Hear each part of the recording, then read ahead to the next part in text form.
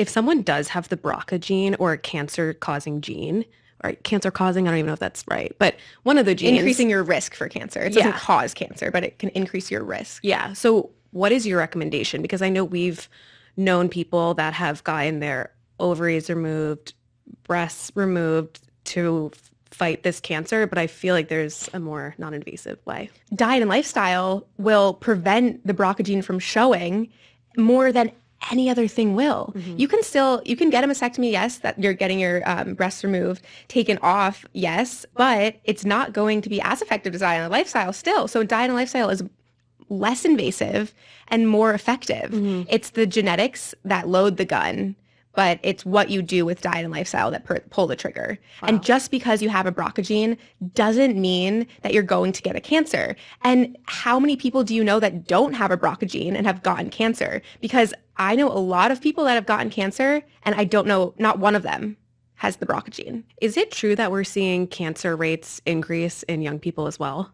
Absolutely. Cancer, there's a statistic now is that 1 in 8 individuals is diagnosed with breast cancer.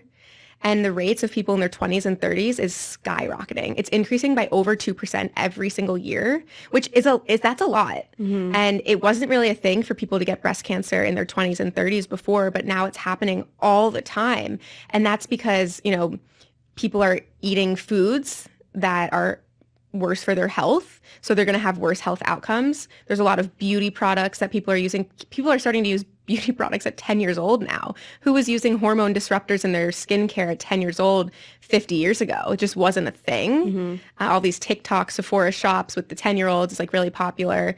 People are getting their periods earlier than ever before, which is a pretty good indicator that they have to work on their hormone health and that they could potentially have a hormone sensitive cancer like breast cancer, for men, prostate cancer. And people are carrying more body fat. And body fat triggers inflammation, which causes an enzyme called aromatase to create estrogen. So it's producing a lot more estrogen. Body fat is one of the largest contributors to how much estrogen you have in the body. So that's also the reason why people are getting more breast cancers. All of these things coupled together, all the packaged foods and everything, it's just making it rise. And it's really sad because it's so preventable. Yeah, with the right diet. At least everyone from a young age should learn that there are cancer-fighting foods like the G-bombs.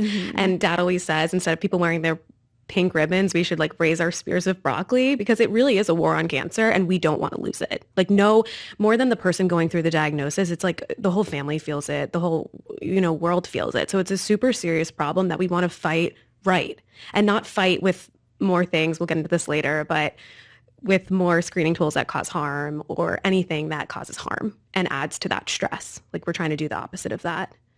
So I think that's, really important. I love what you do.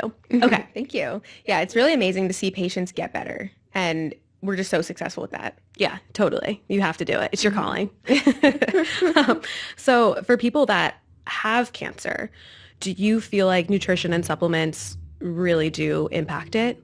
I know we talked about prevention, but cancer. For people that have cancer, absolutely. So there's studies that show that EGCG, for instance, in green tea can kill cancer within the body. And when you are going through treatment for someone that is doing chemotherapy or someone that is getting a lumpectomy or a mastectomy to get their cancer removed, the diet and lifestyle really shines to kill any senescent cells that remain. So when you get a lumpectomy or a mastectomy, there's always going to be some cancer tumor cells left over. It can't kill everything. Same with chemotherapy. And where the diet and lifestyle really shines is that it can kill those leftover cells so that the cancer has no chance of recurrence. The reason that people have so much recurrence is because of those little leftover cells. And it takes tumors a long time to grow. If you have a mass, a breast cancer, it didn't just grow overnight. It started 10 years ago. So the diet and the supplement's really good at making sure it can't grow back.